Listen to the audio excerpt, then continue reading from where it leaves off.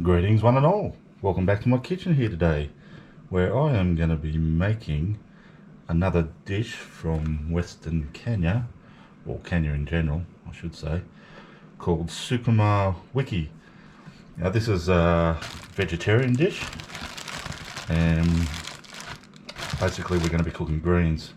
So it's commonly just called greens or whatever in Kenya, but and different sorts of greens are used. They have specific sort of types of spinach and that they could use, but I'm reliably told we can also use kale to make this dish.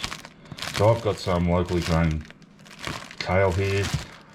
I'm going to throw this in as a budget special as well, because this was as cheap as anything. This Whopping Big Budge was, I think it was about $2.90 Australian or something, so whatever that is US, not more than $2. And like I say, this is the main ingredient.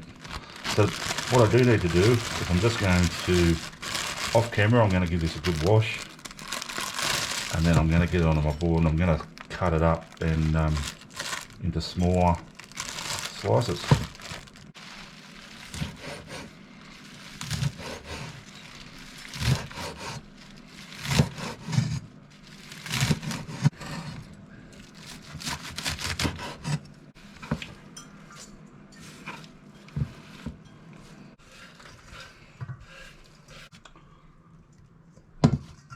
Alrighty guys, let's get started on our sukuma wiki. I'm not quite sure of the pronunciation.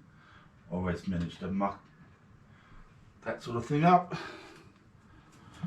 So to start with, I've just got a good quantity of vegetable oil on there, and that is a good quantity. But at least, I don't know, I'll splash it in, but it's probably around 3 tablespoons or so. Now I've got 1 red onion that I've just cut up. I've got 2 cloves of garlic. Now you don't necessarily have to make this spicy, or you can. I'm making this just for myself today, so I'm adding 2 green chilies. They're not super spicy, super hot.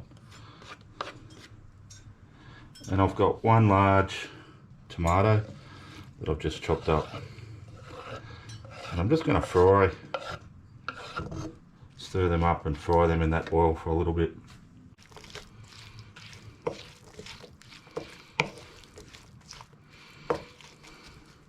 Alrighty guys, now once my tomato, onion, chili has been frying away there for a bit, I'm just going to add a couple of spices, and again these are sort of optional.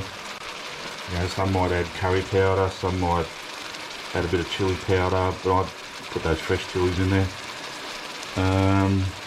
What I'm going to add, so I've just got some garam masala, and I'm going to add 2 teaspoons of that.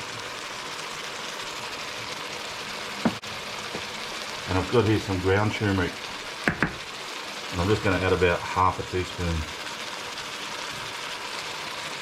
of that. And stir that in.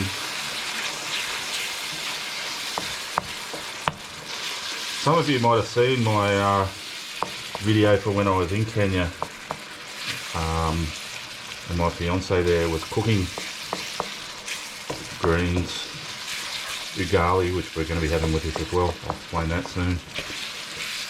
And in that video we didn't add any spices or chili because our little girl, she's only very young, is going to be eating it as well, and she don't like spice. And what we did, instead of adding chilies into the dish, is I just ate mine with some raw green chilies on the side, which was delicious. Like a mouthful of my greens, my ugali, and a little nibble on my fresh green chili. Yummo. So do it however you want, who you're cooking it for, but this is for me today.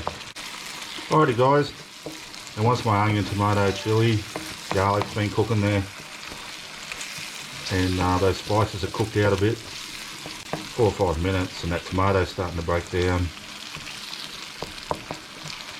I'm going to get my kale, toss it in. Just turn the heat down a little bit.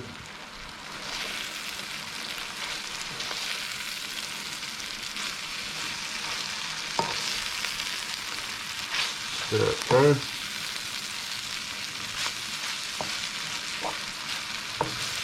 And we're just going to cook those greens down quite a bit.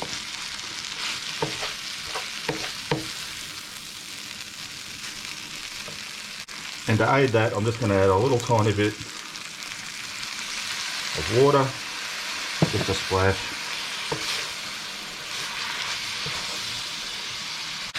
Or two.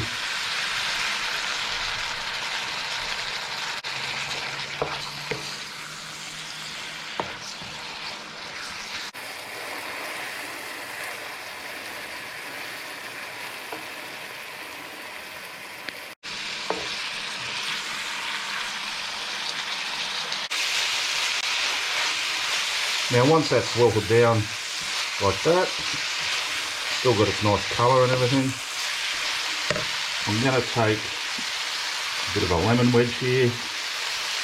Actually, I'm going to turn the heat off, take my lemon wedge, and we're just going to finish it off with a good squeeze of our lemon.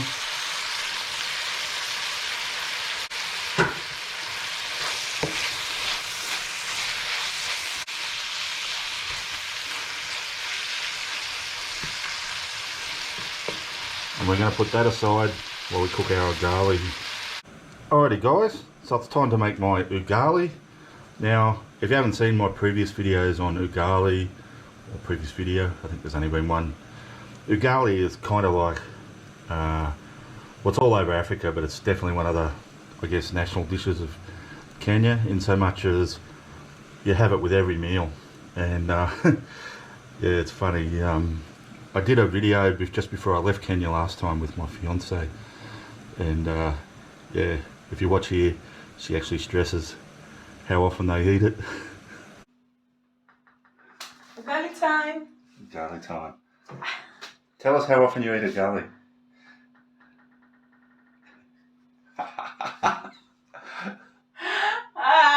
Once a month? Do you eat ugali once a month? Every month. So here they eat ugali once a month.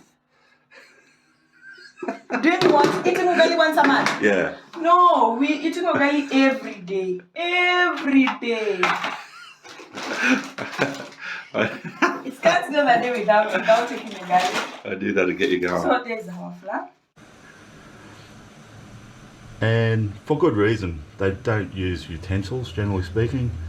The ugali is just used as sort of, not only as a accompaniment to the meal, but it's used to pick up whatever you're having. So today with our greens, we'll be using the ugali to make a little ball. Anyway, I'll show you all that when we're eating it. Now this is my first time making ugali. I'd invite you, that little clip I just showed you, if you want to watch the whole video of that, my fiance actually cooks 3 dishes: ugali, greens, and a dish called omena, which is little tiny fishes. And it goes for a while, but yeah, I'll put a link to that at the end of the video. Anyway, so let's get on with this. Now, I'm not sure of the measurements. Again, my fiance just does it by eye. So we're going to put... So you're just doing this by... small amount. Small amount. Yeah. But you're just judging it, you don't know, you don't measure amounts or anything. You didn't measure the water. Yeah, You just know what it looks like. Sorry, I'm speaking Australian. Yeah, stop speaking Australian English. Just speak Kenya. We are in Kenya. So you try to be fair.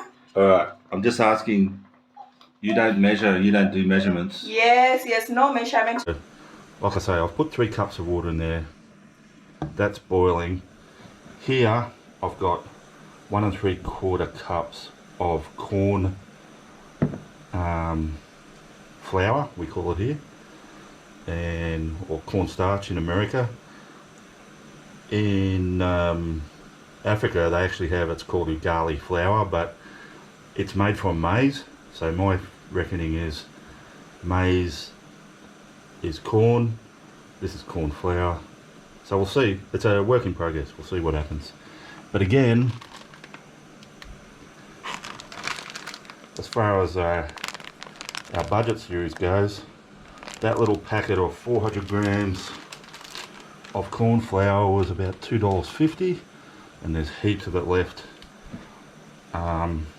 But we'll see, we might even have to use a bit more, I don't know yet.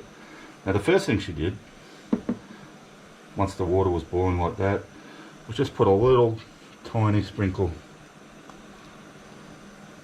of that flour. So we just put some flour in, and it's just to see if the water's the right temperature. It's boiling, which it is, sweet. Looks like it is. And it kind of just told her that it was ready to go. So I'm not going to add all this at once. I'm probably just going to do it about half to start.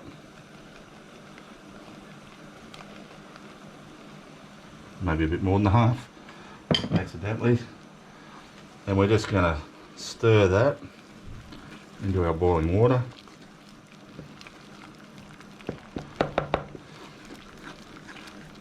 Another thing Sharon emphasises on that video is to take your time with this.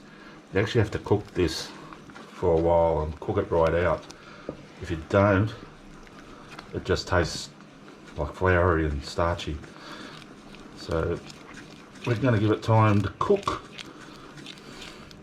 give it time to check, as she says.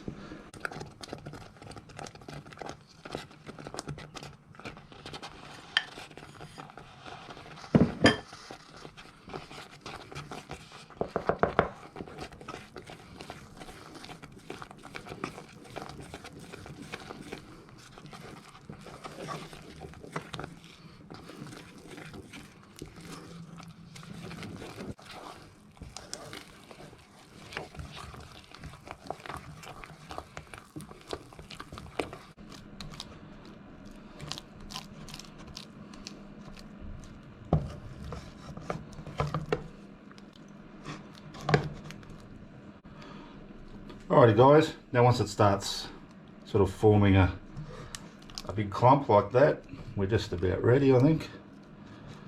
I'm going to get my ugali and just drop it into my bowl. Just cover it up. Like I say, I haven't cooked a large amount because I'm the only one eating it.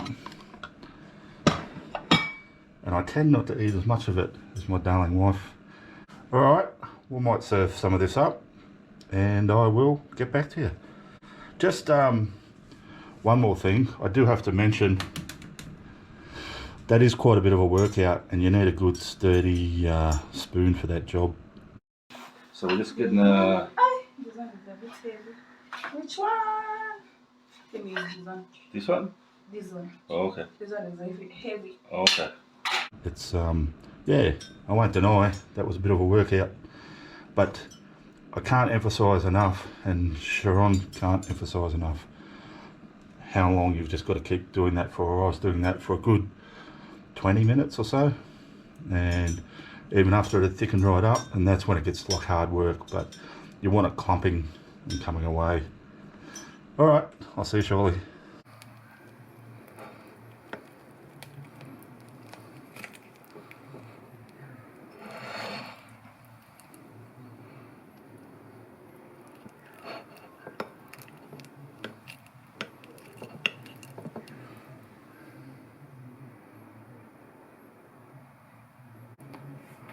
Alrighty guys, so as you can see, I've served up some of my sukuma wiki with some of my ugali, and I've just got another lemon wedge there, just if we want to freshen it up a little bit more, which you might do. Just a little squeeze. Now as I mentioned before, I'm going to be using this Ugali as a scoop to eat our greens. Obviously I wasn't brought up using my hands to eat, so I'm still getting used to doing it. I'm getting better at it, and certainly with this Ugali it makes it a lot easier. So what we do is we just get some in our hand and kind of just squeeze it into a ball like so, sort of flatten it a little bit, and then we can just sort of use that Ugali to get some of our greens, in this case our kale, and just eat it as a big mouthful.